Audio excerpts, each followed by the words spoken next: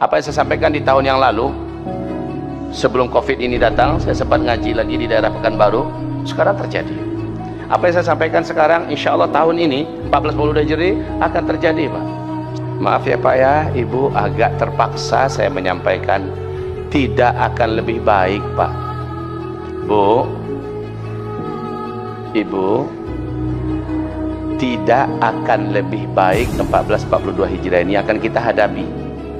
Kesulitan hidup, bencana, fitnah, kegaduhan, huru-hara, petaka, musibah-musibah, penyakit-penyakit, perang, kehancuran ekonomi, krisis makanan, krisis moral akan terjadi di mana-mana, dan ini berat.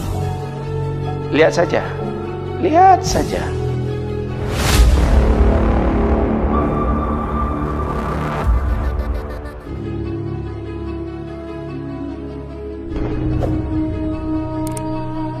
Apa yang akan kita hadapi tidaklah akan lebih ringan daripada sebelumnya.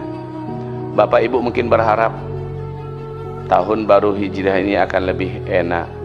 Maaf ya Pak ya, Ibu agak terpaksa saya menyampaikan tidak akan lebih baik, Pak. Bu,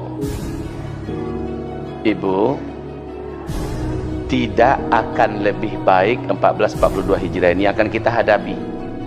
Kesulitan hidup, bencana, fitnah, kegaduhan, huru-hara, petaka, musibah-musibah, penyakit-penyakit, perang, kehancuran ekonomi, krisis makanan, krisis moral akan terjadi di mana-mana, dan ini berat.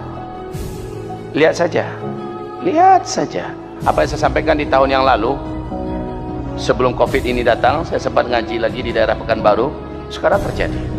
Apa yang saya sampaikan sekarang, insya Allah tahun ini 1440 Hijri akan terjadi, Pak. Serentak di mana-mana, perang. Yobana parang melemparkan rudal.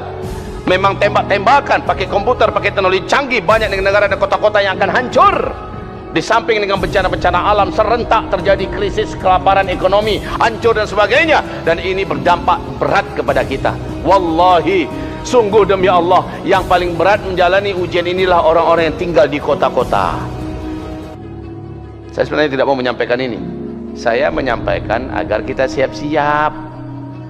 Persiapan terbaik itu adalah iman, amal soleh, doa, dan berbungkuskan sabar. Bermodalkan sabar, tidak ada yang lain. Rasulullah bersabda, di akhir zaman hujan akan mendatangkan bencana-bencana. Hari inilah dia kejadiannya, Pak. Bencana-bencana di Tiongkok, bencana-bencana di India, ini dari hujan ya. Bencana-bencana di Jepang, bencana-bencana di Vietnam, ini banjir semua. Bencana-bencana di negara Eropa, banjir. Hujan datang ternyata bukan membawa rahmat, tapi membawa musibah, kata Rasulullah. Juga Rasulullah pula yang bersabda sallallahu alaihi wasallam, bahwa nanti kalian semua pada masa itu akan menemukan banyaknya haraj, wa kathural haraj. Pada masa itu, kata Rasulullah, banyak sekali haraj. Para sahabat bertanya, apa itu haraj ya Rasulullah? Apa itu haraj ya Rasulullah? Nabi menjawab, haraj itu adalah pembunuhan di mana-mana, perang di mana-mana, pembunuhan, perang di mana-mana. Dan Rasulullah juga bersabda, orang-orang yang banyak duit, yang gajinya tinggi, uangnya itu hampir-hampir tidak berharga untuk dapat mendapatkan membeli makanan-makanan pokok. Tak lama lagi kita akan merasakan, karena langka makanan pokok, akhirnya duit yang banyak pun tidak berharga, Pak.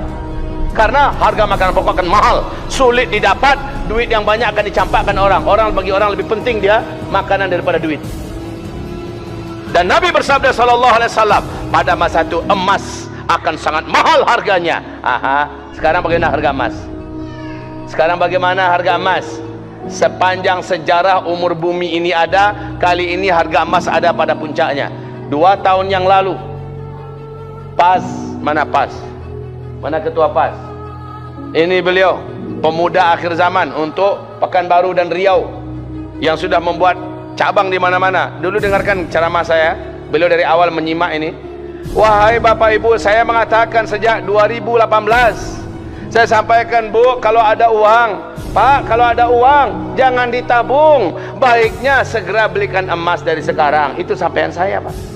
Insya Allah emas akan mahal nanti. Insya Allah emas akan sampai pada harga yang dimana kita saat itu menyesal karena kita menabung dalam bentuk angka-angka digital.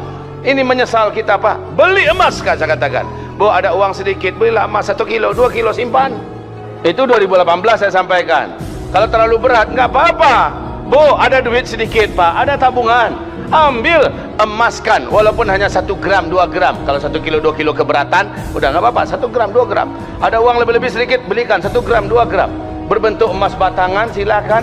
Berbentuk emas murni, logam, koin, silakan. Berbentuk perhiasan, silakan. Yang penting menabung dalam bentuk emas. Tapi sekarang, Pak, mau beli, harga emas sudah membumbung tinggi. Mau menjual, yang nggak dijual, yang lado habis. Apa lagi yang mau dijual? Maka siapa yang menabung dululah yang bermanfaat di masa-masa yang akan datang. Apalagi setelah hampir setengah tahun lamanya Covid. Ini dakwah pertama saya loh, Pak. Sebagaimana saya dengar Masjid Ar-Raudhah ini, ya, sejak Ramadan baru ini mulai ceramah. Sejak Ramadan baru ini mulai ceramah. Kalau saya sejak 2 bulan sebelum Ramadan sudah tidak ada lagi jadwal. Saya batalkan semua karena daerah itu sudah mulai zona merah. Batal. Ini kali yang pertama. Itu pun tadi pakai masker saya. Bapak Ibu bilang buka, kalau nggak buka saya tutup sampai sekarang. Walaupun saya hanya merasakan di panganyo, Bu, kok. Pakai mode ninja lo gaya, Wak. Khalas. Dan ini sangat berat, Pak. Kenapa? Pedagang, dagangannya sepi. Orang kantor kerjanya dari rumah, nggak bisa berimprovisasi. Pebisnis pada banyak stuck dan berhenti usahanya. Apalagi orang-orang yang pariwisata, orang-orang yang punya travel, mati habis. Para petani dan peternak, banyak tempat pertaniannya, peternakan yang terbengkalai. Karena apa? Karena banyak faktor dan banyak hal setelah Covid ini menyerang. Masya Allah, ke depan kayaknya ini nggak akan selesai sampai akhir tahun loh, Pak. Tidak akan selesai sampai akhir tahun 2020 ini. Menurut WHO ini akan nyambung sampai 2021. Ini saja sudah ngap-ngapan dan kita sudah terancam resesi. Indonesia, Singapura sudah resesi resmi, Jepang resmi, Spanyol resmi, Prancis resmi, Inggris resmi. Negara-negara Arab Saudi juga sebegitu hebatnya itu, kayanya itu Arab, sekarang sudah mengalami krisis ekonomi akut.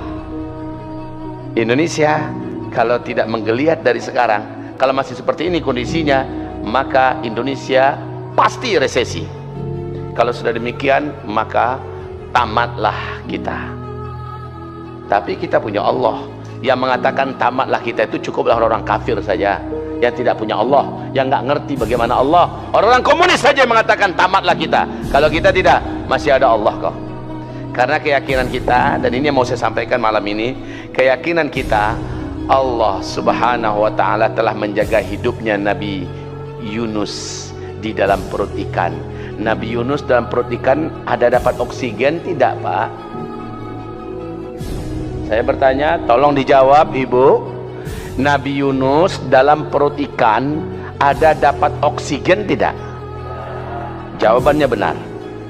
Pertanyaan berikutnya, Nabi Yunus 40 hari 40 malam tanpa oksigen bisa hidup tidak?